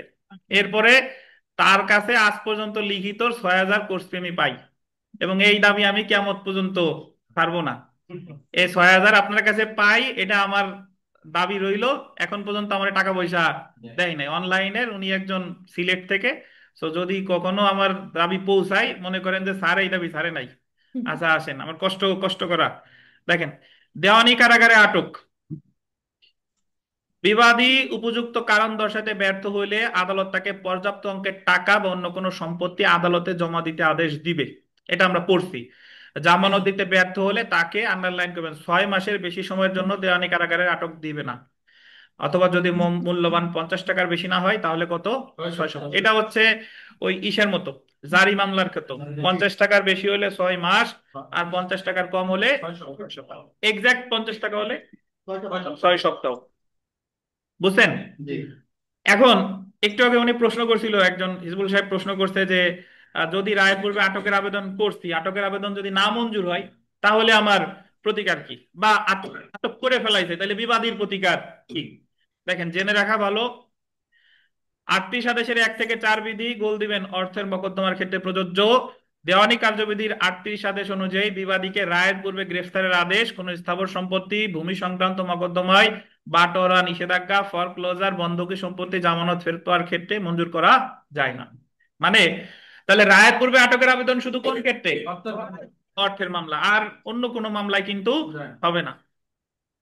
কিন্তু অর্থ আদায়ের মোকদ্দমায় বিবাদীকে রায়ের পূর্বে গ্রেফতারের আদালত মঞ্জুর করতে পারে, রায়ের পূর্বে গ্রেফতারের আদেশ আদালত মঞ্জুর করতে পারে। এখন তারপরের পয়েন্টটা দেখেন যে 38 আদেশের 4 বিধির অধীন আদালত রায়ের পূর্বে গোল দেবেন বিবাদীকে সর্বোচ্চ কতদিন? 6 মাসের জন্য আটক দিতে পারে। এখন আমরা আসি প্রতিকারে। দেখেন প্রতিকার, 38 আদেশের 2 বা 3 বিধির অধীন জামানত প্রদানের আদেশ দিলে উক্ত আদেশের বিরুদ্ধে আপিল করা যাবে, কারণ এটা 43 বিধির অধীন আপিলযোগ্য। 2 ছিল জামানতের নির্দেশ, তাহলে যারে জামানত দিতে বলছে বিবাদীর প্রতিকার কি? আপিল। 3 বলছিল নতুন করে জামানত দেওয়ার নির্দেশ, বিবাদীর প্রতিকার কি? আপিল। তাহলে 2 বা 3 বিরুদ্ধে বিবাদীর প্রতিকার হচ্ছে আপিল। আমরা আরো 2টা আপিলযোগ্য আদেশ পাইছি, 38 আদেশের 2 বিধি আর 3 বিধি। অপরদিকে দেখেন, 38 আদেশের 2 এবং 3 বিধির অধীন জামানত প্রদানে ব্যর্থ হলে আদালত বিবাদীকে 38 আদেশের 4 বিধির অধীন দেওয়ানি কারাগারে আটকের আদেশ দিতে পারে। পারে কিনা বলেন? দেওয়ানি কারাগারে কোনো ব্যক্তিকে গ্রেফতার বা আটকের আদেশ হলো আপিল যোগ্য। তাই 38 আদেশের অধীন আদালত বিবাদীকে দেওয়ানি কারাগারে গ্রেফতার বা আটকের আদেশ দিলে উক্ত আদেশের বিরুদ্ধে বিবাদী আপিল করতে পারে, বাট এটা হলো 104 ধারা। আমি একটু হিসাব মিলাই দিই, 38 আদেশের 2, 3 আপিল যোগ্য, এটা হলো 43 আদেশ। আর 38 আদেশের অনুসারে 4 বিধি অনুসারে যদি আটক করে তাহলে আপিল যোগ্য, এটা হলো 104 ধারা। 102, 3 কত? 43 আদেশ। আর 38 আদেশের 4ও আপিল যোগ্য, কত? 104 ধারা। বুঝছেন? এখন একটু এখানে স্টার দিয়ে লিখে রাখেন যে বাদীর 38 আদেশের 4 বিধির অধীন, বাদীর 38 আদেশের 4 বিধির অধীন রায়ের পূর্বে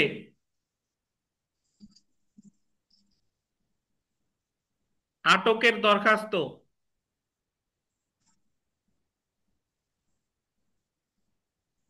আটকের দরখাস্ত নামঞ্জুর হলে, স্যার আবার একটু বলেন। নামঞ্জুর হলে বাদী রিভিশন করতে পারে।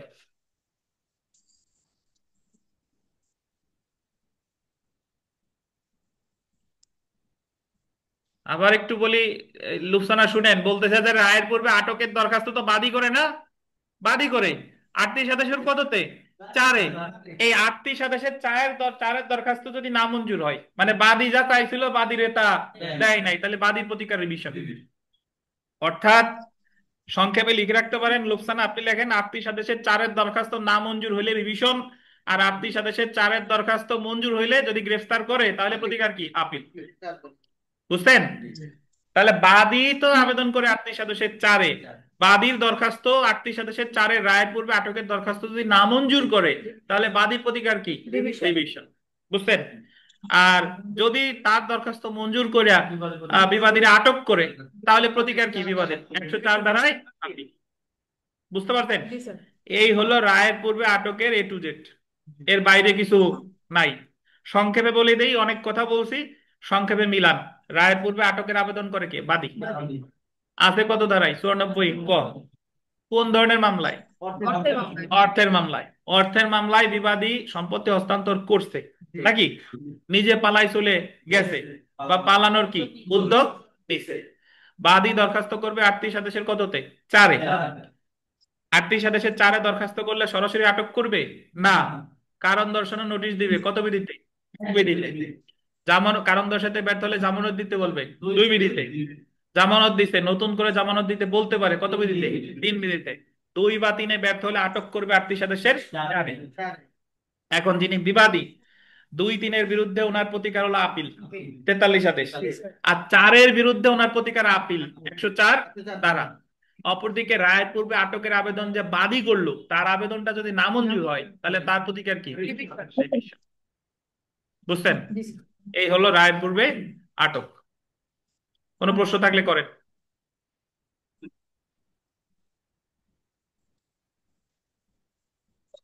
কোন মামলায় আদালত রায়ের পূর্বে গ্রেফতারি পরোয়ানা ইস্যু করতে পারে? কি মামলায় বলেন? অর্থের মামলায়। এখন আমরা চলে আসি রায়ের পূর্বে ক্রোক।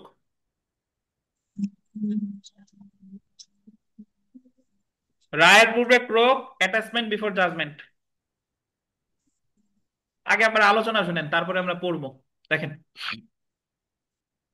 একটু পার্থক্য বলি। রায়ের পূর্বে আটক কি মামলা? অর্থের মামলা। রায়ের পূর্বে ক্রোক যে কোনো দেওয়ানি মামলা, এটা অর্থ হতে পারে, অন্য যে কোনো মামলা হতে পারে। বুঝছেন? রায়ের পূর্বে আটকের ক্ষেত্রে সম্পত্তি হস্তান্তরের কি নিছিল? হস্তান্তর করে ফেলছে। আর এই জায়গায় হলো সম্পত্তি হস্তান্তরের উদ্যোগ নিছে। এই জায়গায় পালাই চলে যাওয়ার তার কোনো ব্যাপার নাই। এটা হলো যে কোনো দেওয়ানি মামলায়, বিবাদী মামলায় হেরে যাওয়ার আশঙ্কায় তার যে স্থাবর অস্থাবর সম্পত্তি আছে, এগুলা সে হস্তান্তরের কি নিছে? উদ্যোগ নিছে। আর বিক্রি করে ফেললে, অর্থের মামলা হইলে, সেটা করতে হলো আটক। আর এটা হলো বিক্রি এখনো করে নাই, মাত্র কি নিছে? উদ্যোগ নিছে। তাহলে এই মুহূর্তে বাদীর প্রতিকার হলো রায়ের পূর্বে ক্রোকের আবেদন করা। যদি উদ্যোগ নেয় ক্রোক, বিক্রি করে ফেলছে অর্থের মামলা, তাইলে কি? আটক। বুঝতে পেরেছেন? আর এই ক্রোক সম্পর্কে আলোচনা করছে 5 থেকে 13 বিধি। 5 থেকে 13 বিধি। তো 5 থেকে 13 বিধি আমরা একটু পড়ি, দেখেন যে 38 আদেশের 6-এর 1 বিধির অধীন আদালত রায়ের পূর্বে সম্পত্তি ক্রোকের আদেশ দিতে পারে। মকদ্দমার গোল দিবেন যে কোনো পর্যায়ে। যে কোনো পর্যায়ে আদালত বিবাদীকে জামানত, সম্পত্তি হস্তান্তর অথবা তার সমপরিমাণ অর্থ দিতে আদেশ দিতে পারে, যদি বিবাদী তার বিরুদ্ধে জারিকৃত ডিক্রি জারিকরণে বাধা দান বা বিলম্বিত করার উদ্দেশ্যে, এই যে দেখেন 1 নাম্বার, তার সম্পত্তির সমগ্র বা কোনো অংশ হস্তান্তর করতে আন্ডারলাইন উপক্রম করেছে। সম্পত্তিকে হস্তান্তর করছে, কি করে কি করছে? তারপরে দেখেন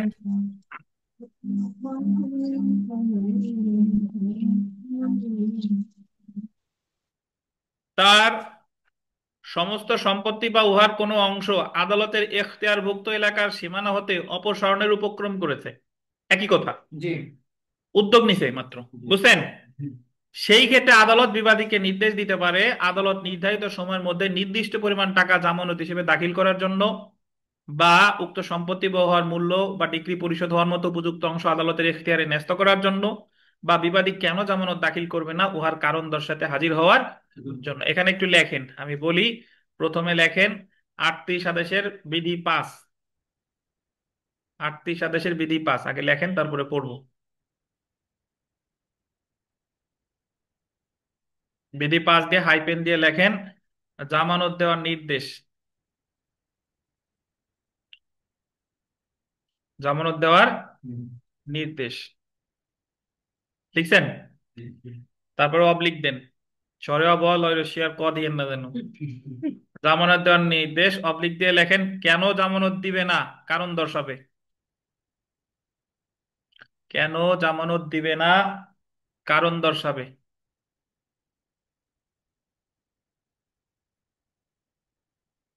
এই লেখছেন আপনি, কেন জামানত দিবে না, কারণ দর্শাবে, অবলিক দিয়ে লেখেন ক্রোক।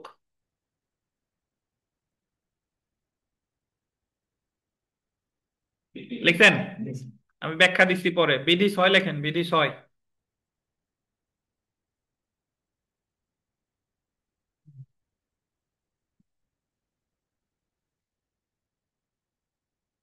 বিধি 5-এর আদেশ পালনে ব্যর্থ হলে, বিধি 5-এর আদেশ পালনে ব্যর্থ হলে ক্রোক, ক্রোক করবে আর কি।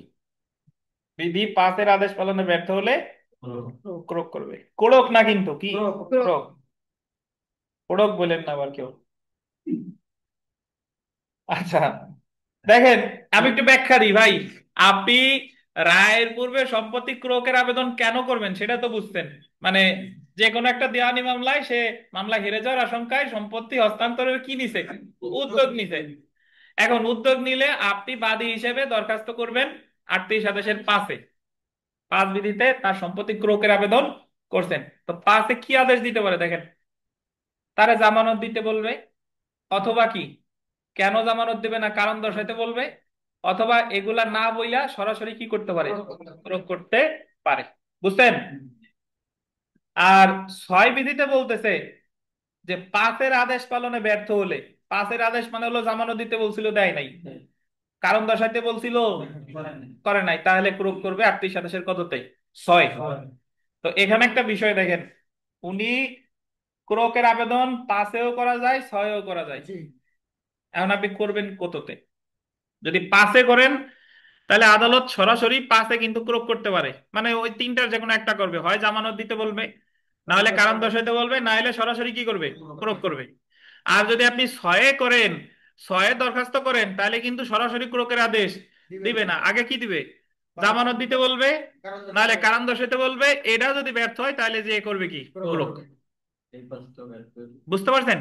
তাহলে এখন করবেন কিসে এটা হচ্ছে আপনার ব্যাপার, 5-এও করা যায়, 6-এও করা যায়। এখন যে জায়গায় আমার চাওয়ার সুযোগ বেশি সে জায়গায় তো যাবেন।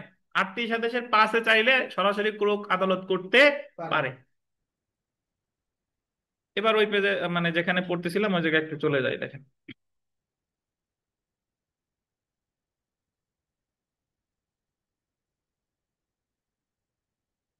জেনে রাখা ভালো যে আদালত অন্যরূপ নির্দেশ না দিলে যে সম্পত্তি ক্রয় করা আবশ্যক, বাদীকে উহা বা আনুমানিক মূল্য নির্দিষ্ট করে দিতে হবে, এটা আন্ডারলাইন করেন। যে সম্পত্তি ক্রয় করা আবশ্যক, বাদীকে উহার আনুমানিক মূল্য নির্দিষ্ট করে দিতে হবে।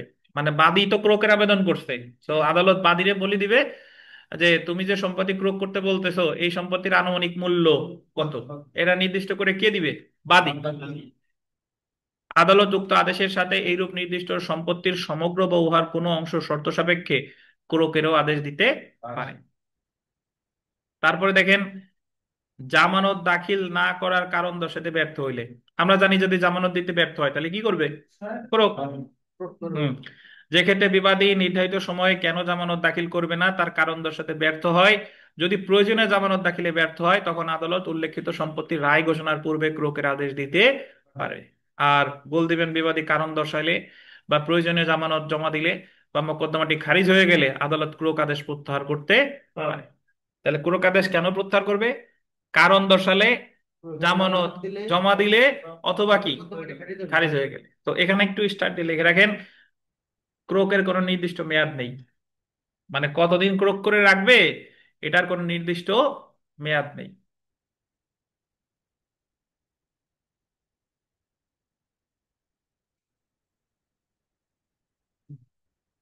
আটকের মেয়াদ আছে কত, 6 মাস। ক্রোকের মেয়াদ আছে তাই, কি হয়েছে ফেরদৌস? 50 টাকার বেশি সম্পত্তি ক্রোক করলে কতদিন আটক ক্রোক করে রাখবে, তাই? সম্পত্তি তার নাই। আটকের ক্ষেত্রে 6 মাস, কিন্তু সম্পত্তি তো এই জায়গায় তো ক্রোকের ক্ষেত্রে তো কোনো মেয়াদ নাই। দেখেন উদাহরণটা দেখেন, 50 টাকার অনেক দাম, এখন তো টের পাচ্ছেন না, 1908 সালে অনেক দাম ছিল। দেখেন, ক খয়ের বিরুদ্ধে 50,000 টাকার অর্থ আদায়ের মামলা দায়ের করেছে। খ ককে 50,000 টাকা না দেওয়ার উদ্দেশ্যে তার একমাত্র 3 কাঠা জমি বিক্রয় করে দিচ্ছে, গোল্ডেন দিচ্ছে, দিচ্ছে শব্দটা গোল্ডেন। যদি আদালতের ডিক্রি জারির মাধ্যমে ককে 50,000 টাকা দিতে হয় তাহলে চূড়ান্ত ডিগ্রি হওয়ার আগে আদালত ক্ষয়ের 3 কাঠা জমি ক্রোকের আদেশ দিবে। মাহবুব সাহেব, আপনার কাছে আমার প্রশ্ন, যে এই যে যে উদাহরণটা পড়লাম, এই উদাহরণে কখন আদালত ক্রোকের আদেশ না দিয়ে আটকের আদেশ দিত বলেন? কেউ বলেন না, ওনারে বলতে দেন। যে উদাহরণটা পড়লাম এই উদাহরণে আদালত ক্রোকের আদেশ না দিয়ে কখন আটকের আদেশ দিবে, এটা হলো আমার প্রশ্ন আপনার কাছে।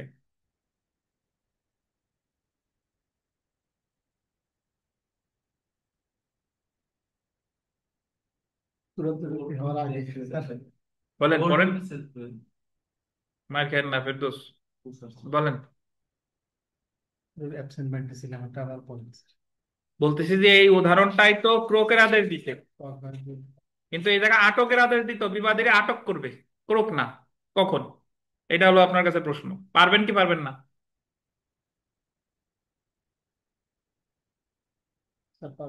পারবেন না। লালন সাহেব? জামানত দিতে ব্যর্থ হলে তো ক্রোকই করবে, আটক করবে কখন সেটা বলতেছি। 2-3 প্রশ্ন জায়গায় আসতেছে কেন? বলতেছে এই উদাহরণটাই কখন আটক করতো। হ্যাঁ সেটা বলেন, যদি সম্পত্তিটা কি বিক্রি করে ফেলতো তখন ও তো কিসে, আটকের। আর মাত্র বিক্রি করার কি নিছে, উদ্যোগ নিছে, এই মুহূর্তে হবে কি, ক্রোক। বুঝছেন? আচ্ছা, জেনে রাখা ভালো তো। দেখেন যে দেওয়ানি কার্যবিধির 8টি সাদেশের 6-1 বিধির অধীন আদালত রায়ের পূর্বে সম্পত্তি ক্রোকের আদেশ দিতে পারে, এটা আমরা জানি। অ্যাকচুয়ালি 5-ও পারে, 6-ও পারে।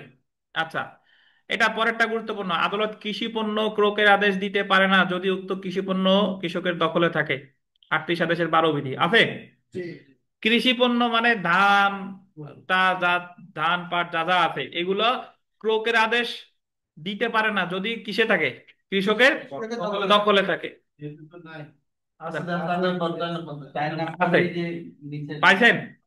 তারপরে দেখেন, স্মল কজ আদালত রায়ের পূর্বে স্থাবর সম্পত্তি ক্রোকের আদেশ দিতে পারে না, এটা আছে। স্মল কজ আদালত পান নাই?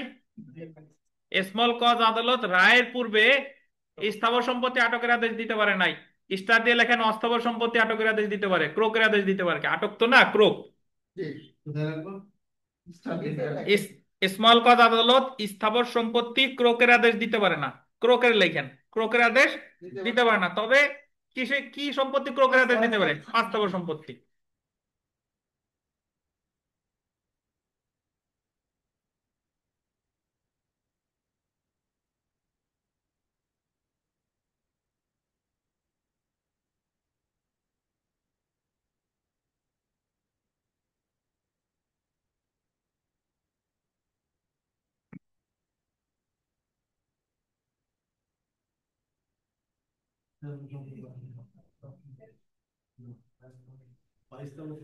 হ্যাঁ, ক্ষুদ্র এখতিয়ার সম্পন্ন আদালত তিনি স্থাবর সম্পত্তি রায়ের পূর্বে ক্রোক করতে পারেন না, কিন্তু অস্থাবর সম্পত্তি ক্রোক করতে পারে। এখন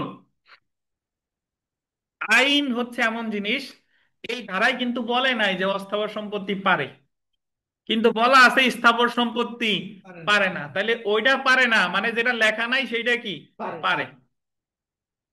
বুঝেন কিনা? আচ্ছা, তো প্রতিকারে চলে আসি, আমরা একটু প্রতিকারে আসি। ওই জায়গাতে প্রতিকার পাইছিলাম 2-3 আপিলযোগ্য 43 আদেশ, 4 আপিলযোগ্য 104 ধারা, মনে আছে? এবারে আসি, কি হয়েছে ইয়া,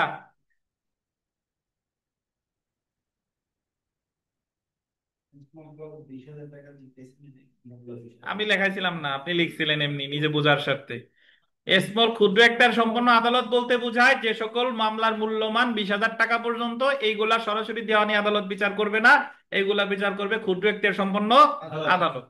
যেরকম ফৌজদারি মামলার ক্ষেত্রে চুরি যদি এত টাকা হয় তাহলে চলে যাবে ওই যে সামারি ট্রায়ালে বা ভিলেজ কোর্টে, সেরকম আর কি। আচ্ছা, তো দেখেন 38 আদেশের 6 বিধির অধীন রায়ের পূর্বে ক্রোক আদেশ হলো আপিলযোগ্য আদেশ, তাই এর বিরুদ্ধে আপিল করা যায়। অর্থাৎ 38 আদেশের 6 বিধিতে যদি রায়ের পূর্বে সম্পত্তি ক্রোক করে তাহলে বিবাদীর প্রতিকার কি, আপিল। তাহলে 38 আদেশের 3টা বিধি আপিলযোগ্য, 2-3-6, 2-3-6, এটা 43 আদেশ। 4ও আপিলযোগ্য, বাট এটা 43 আদেশ না, এটা কত ধারা, 104। 4-এ টানছে, 38 আদেশের 4 আর 104। কিন্তু আগের মতোই রায়ের পূর্বে ক্রোকের আবেদন প্রত্যাখ্যান করা হলে তা আপিল অযোগ্য আদেশ। মানে আপনি ক্রোকের আবেদন করছে কে, বাদী, তাহলে বাদীর আবেদন যদি প্রত্যাখ্যান করে, তাহলে বাদীর রায়ের পূর্বে ক্রোক হোক রায়ের পূর্বে আটক হোক, এই আবেদন যদি প্রত্যাখ্যান করে তাহলে বাদীর প্রতিকার রিভিশন রিভিশন করা যায়। বুঝছেন? তো তাহলে যদি বলে আপনারা নতুন যারা এই মুহূর্তে যারা ফার্স্ট টাইম শুনলেন তাদের মধ্যে একজনের উত্তর দেন যে রায়ের পূর্বে আটক আর ক্রোকের মধ্যে পার্থক্য কি আছে। কে বলবেন? রায়ের পূর্বে ক্রোক আর আটক দুইটা পড়ছি না আমরা। রায়ের পূর্বে আটক হলো 38 1 থেকে 4, আর ক্রোক হলো 5 থেকে 13। এই দুইটার ভিতরে পার্থক্য বলেন। আপনি যা পারেন তাই বলেন। সম্পত্তি বিক্রি করে দিবে, হ্যাঁ সে আটক। হ্যাঁ আর যেটা বিক্রি করার মধ্যে নিবে, হ্যাঁ। এটা হচ্ছে ক্রোক। আচ্ছা ধন্যবাদ। আর আরেকটা দীপক বলেন। আরেকটা হচ্ছে অর্থের ওরে মামলা। দীপক বলুক, দীপক বলুক। অর্থের মামলা হচ্ছে আপনার অর্থের মামলা হইলে কি? আটক। আটক। আর অর্থ ছাড়া অনর্থ হইলে? ক্রোক। অনর্থ হইলে ক্রোক। অর্থ সহ যে কোনো মামলাই হলে হচ্ছে ক্রোক, নাকি? লিজন সাহেব আর একটা উদাহরণ দেন। আর একটা পারবেন? আটকের ক্ষেত্রে পালাই চলে গেছে, মানে চলে গেলেই হলো আটক, আর এই জায়গায় পালাই চলে যাওয়ার কোনো ব্যাপার স্যাপার নাই। বলেন আর একটা বলেন। এক্স্যাক্টলি, আটকের ক্ষেত্রে যারা গ্রেফতার করলো কতদিন? 6 মাস। আর ক্রোকের ক্ষেত্রে বুঝছেন? আর ক্ষুদ্র এখতিয়ার সম্পন্ন আদালত স্থাবর সম্পত্তি ক্রোক করতে পারে না, অস্থাবর সম্পত্তি পারে। কিন্তু ক্ষুদ্র এখতিয়ার সম্পন্ন আদালত আটক করতে পারে, কোনো সমস্যা নাই, তাতে সে পুরুষ হোক আর মহিলা হোক। আচ্ছা, তো এই হলো পার্থক্য। আহ আমরা একটু বিগত বছরের প্রশ্ন করি, দেখেন। আরো পার্থক্য আছে যে আটক হলো 94 ক, আর ওইটা হলো 94 খ। আটক হলো 38 1 থেকে 4, আর ক্রোক হলো 38 5 থেকে 13। আটকের ক্ষেত্রে শুরু হয়েছে আ দিয়ে, আর ক্রোকের ক্ষেত্রে শুরু হয়েছে ক দিয়ে। এটাও দিয়ে দিবেন। আচ্ছা, চলে আসি বিগত বছরের প্রশ্ন, দেখেন। রায় প্রচারের পূর্বে শর্তাধীনে বিবাদী পক্ষের কোনো আপত্তি, বিবাদী পক্ষের কোনো সম্পত্তি ক্রোক সংক্রান্ত বিধান the code of civil procedure 1908 ড্যাশে বর্ণিত আছে। 38 কত বলেন? এখন আপনাদের ঝামেলা হয়েছে কি, আপনারা অনেকে বোধহয় এই এই সংখ্যা বোঝেন না, রোমান সংখ্যা বোঝেন না, না? আচ্ছা, রোমান সংখ্যা একদিন বুঝাবানি। আমাদের আরিফ সাহেবও বুঝতো না। আচ্ছা, এখানে একটা কথা লেখেন ভাই, লেখেন যে 38 9 বিধি ক্রোক প্রত্যাহার। 38 9 বিধি ক্রোক প্রত্যাহার।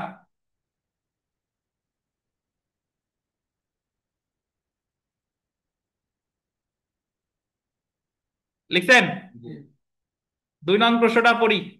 একটি সহকারী জজ আদালত নিম্নের কোন সম্পত্তির রায় প্রদানের পূর্বে অগ্রিম ক্রোকের আদেশ দিতে পারে না?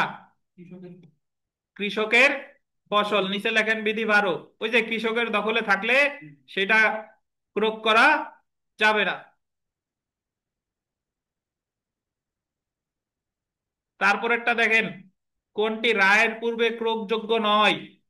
জমি, কোম্পানির শেয়ার, ব্যাংকের টাকা, জমির ফসল। কোনটা? জমির ফসল।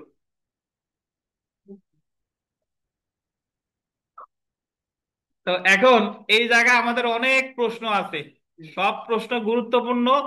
আপনাদের বাসায় গিয়ে একটা হোম টাস্ক দেই, সেটা হলো আপনারা বাসায় গিয়ে এই প্রশ্নগুলো পড়বেন। আগে যা পড়াইছে এইটুকু পড়ে প্রশ্নগুলো উত্তর ঢেকে ঢেকে পড়বেন, যে আপনার ধারণার সাথে প্রশ্নের উত্তর মিলতেছে কিনা। যেটা যেটা মিলে না সেটা সেটা গোল দিবেন বা স্টার দিবেন, কারণ নেক্সট টাইম যাতে পড়তে গেলে আপনার মনে হয় যে এটা আমি প্রথমবার পারছিলাম না, এটা আমার একটু দেখা দরকার। বুঝতে পারছেন? জমি ফসলের জায়গায় যদি বলা হয় কি স্যার, এই যে মজুতকারী ফসল, এটা মজুত একটা জমির ভিতরে। মজুতকারী ফসল আর জমির ফসল এক না। মজুতকারী ফসল মানে আপনি বিক্রি করার জন্যই মজুদ ওই জায়গা করছেন। জি, বুঝতে পারছেন? হ্যাঁ, সব প্রশ্ন উত্তর সহ দিয়ে দিব আপনারে, আপনি মুখ ফেটে চাইছেন। লিজন, তো বিষয়টা হলো যে নেক্সট আগামীকাল আমাদের পড়া নাই, তো আগামীকাল আইসা কেউ ফেরত যাবেন না। আর পড়া হলো বুধবারে, এবং বুধবারে আপনাদের পরীক্ষা। আমি বলে দিই, এই ই ই থেকে পড়বেন, 22 দেশ থেকে পড়বেন। 22 থেকে এই 38 পর্যন্ত যতগুলো আমরা পড়ছি, 22 থেকে 38 27, বুঝছেন? আদেশ 22 থেকে 38। 27 22 থেকে 38, এর উপর পরীক্ষা বুধবারে। 20 মার্ক প্রস্তুত। জি। তো যদি কোনো প্রশ্ন অনলাইন অফলাইনে থাকে করেন, আর না হলে আজকে এই পর্যন্তই। আর নেক্সট ক্লাসে খুবই গুরুত্বপূর্ণ জিনিস পড়বো, অস্থায়ী নিষেধাজ্ঞা। কেউ দয়া করে মিস করবেন না। অস্থায়ী নিষেধাজ্ঞা থেকে এক প্রশ্ন আপনি প্রিলিতেও পাবেন, লিখিততেও আসে, এবং বাস্তব জীবনে খুবই গুরুত্বপূর্ণ প্র্যাকটিসে। তো অনলাইনে কোনো প্রশ্ন আছে কেউ থাকলে করেন, আর এই মুহূর্তে না করতে চাইলেও আমাকে হোয়াটসঅ্যাপে মেসেজ দিয়েন বা মেসেঞ্জারে লিখেন, আমি উত্তর দিব, সমস্যা নাই। তো ভালো থাকেন সবাই, আজকে এ পর্যন্তই, আল্লাহ হাফেজ।